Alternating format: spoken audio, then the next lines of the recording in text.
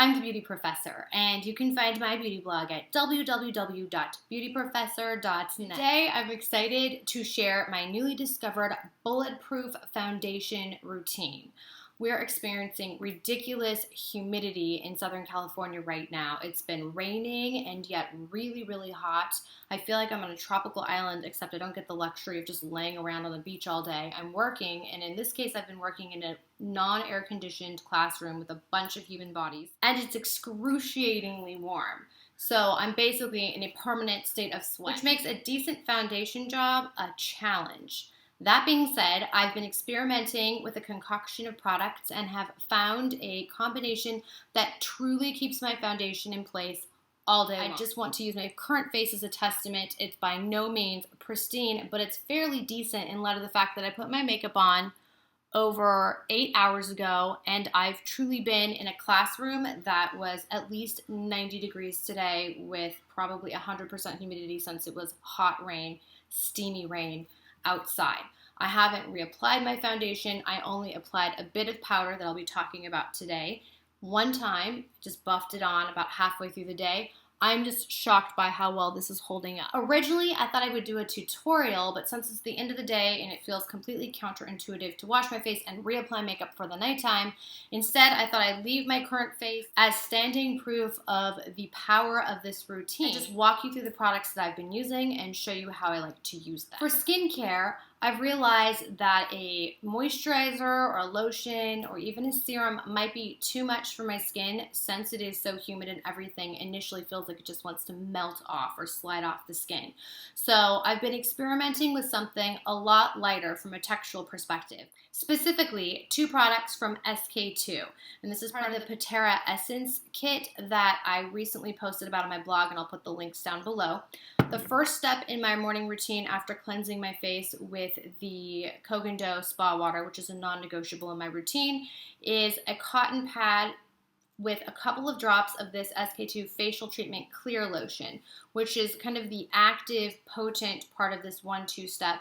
And it is supposed to increase cell turnover, increase the luminosity and the translucence of one's skin. Now, I've only been working with it for about a week, so I can't speak to its long-term benefits, but I will say that it has truly kind of calmed down and balanced my skin, which was freaking out from this intense weather, as well as a pretty over-the-top schedule change for me from my summertime hours, which were very flexible, to a very structured early morning, everyday work schedule. So I put a bit of this on my skin, rub it in. As I'm brushing my teeth, I let it kind of soak in, and then a couple of minutes later, I follow up with the SK-II Facial Treatment Essence, which is something else I put on a cotton pad, and I just rub it all over my face. This acts as kind of my first base moisturizer, and it feels weird to have such a light, liquid, watery texture be my moisturizer, but I'm finding that's all I need right now, especially with this weather. My skin feels balanced and hydrated, and I'm telling you, I feel super smooth. My pores feel refined.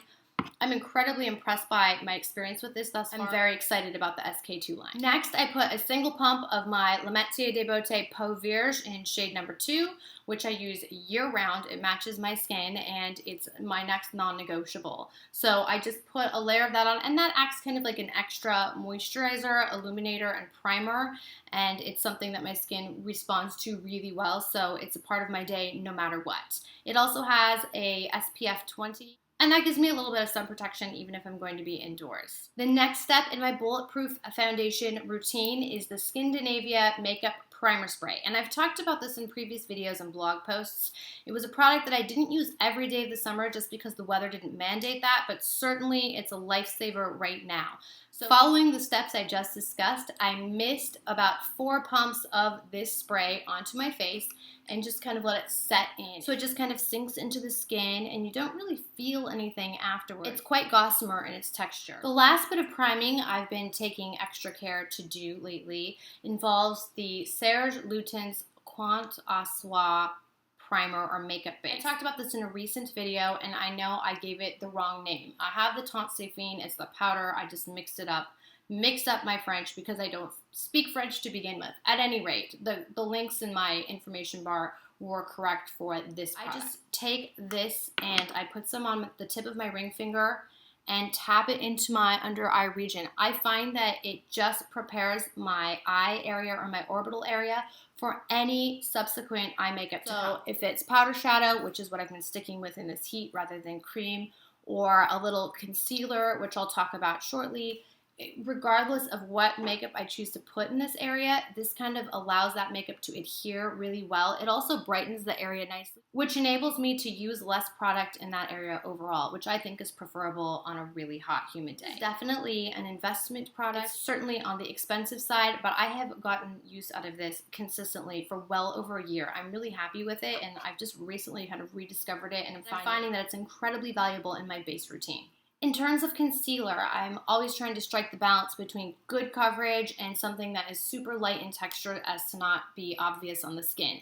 And the Surratt Beauty Surrealiste concealer definitely fulfills that aim.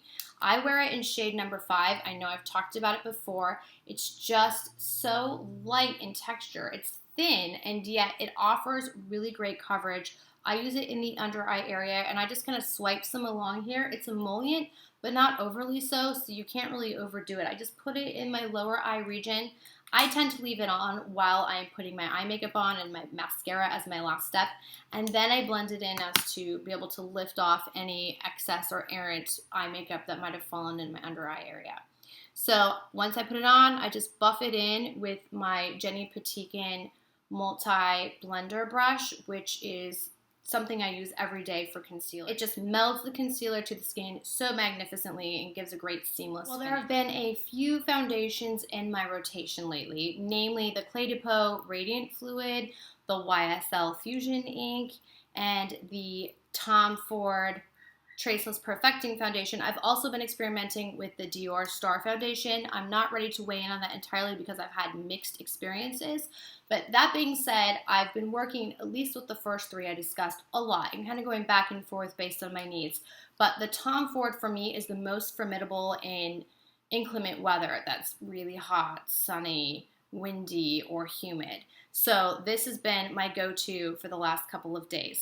What I like to do is put a few pumps on my hand, and I wear this in the shade 05 Natural, which is great for my NC 25 to 27 skin right now.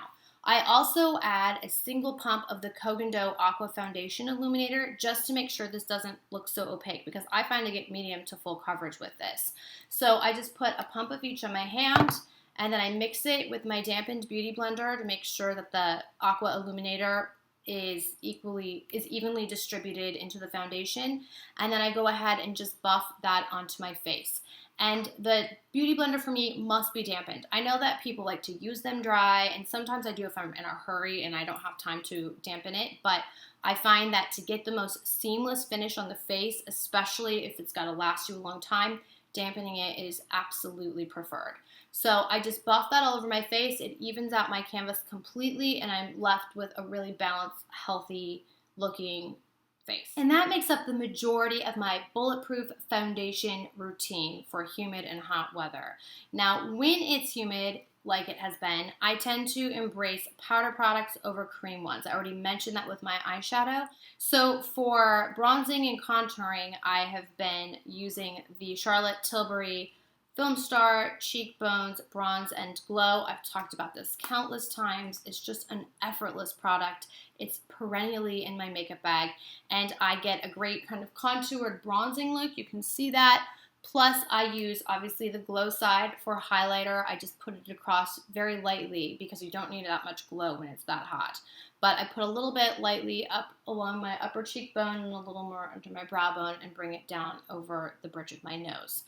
That is all, and I find that I don't even need to touch it up as the day goes on. For blush, I'm going for something very light once again because I'm naturally more flushed when it's this warm, so you don't want to compound that flush by adding too bold of a blush shade. I've been sticking Kogan Cheek Blush in Pink 04. It's part of their newest collection, and I'll be featuring a close-up view of it on my blog in the very near future. But you can just powder it onto your cheeks. I know this isn't picking it up very well, but I put it on the apples of my cheeks and then go ahead and use just a blending brush to blend it in with my contour. It's beautiful, and the fact that it's a powder product means that it kind of keeps oil at bay and keeps my skin from getting overly dewy looking. yet because there's a touch of shimmer in this, you still get a very natural satin finish. Finally, and it depends on how intense the weather is, I may set my initial look with some powder. The last couple of days, that's been a necessity, and with that in mind, I've been using the Charlotte Tilbury Airbrush Flawless Finish Skin Perfecting Micro Powder. That's a very long moniker, in shade 2 medium, which is great, I think, for most light to medium skin tones. It's not overly dark. It certainly doesn't pull orange or oxidize orange at all. And I love this beautiful, very thin, compact. It's one of the first things I ordered from the Charlotte Tilbury line when it launched in the US. I knew I had to try powder because I am a fanatic for base products.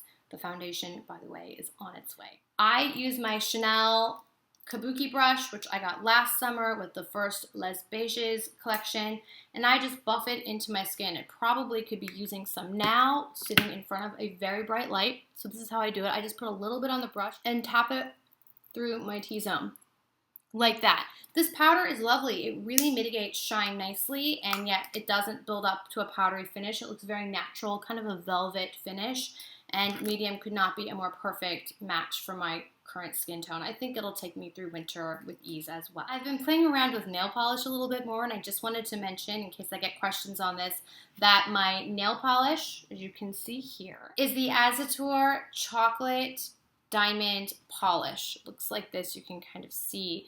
It's kind of a charcoal black with some deep brown, red, shiny bits. And on the fingers, it's not a pure black and it's not a pure brown. It's really a unique color. I'm enjoying how different it is while still being neutral enough to wear with most things. This line boasts to have a real black diamond in each bottle. I can say that it's extra sparkly and it wears really well. As a glitter polish, it just stays in place. This is 2 coats, and that's the word on my nails. And so concludes my Bulletproof Foundation routine. Truly, this has been the culmination of a lot of experimenting with a host of wonderful products, but I found that there's something in this particular product combination that makes me, as I'm sweating throughout the day, when I pass the mirror, I look and I go, oh my gosh, my face is like the same. I cannot wrap my mind around how effective these products are in conjunction with one another. There's some kind of synergistic result from wearing them in combination. I hope you enjoyed this video, and I hope it was useful to those who may be experiencing remarkably hot weather, as September and October can often be for most parts of the country. I wish you the most bulletproof of foundations, and as always, please do not forget to visit me at my beauty blog, Beauty Professor, which can be found at www.beautyprofessor.net. Take care.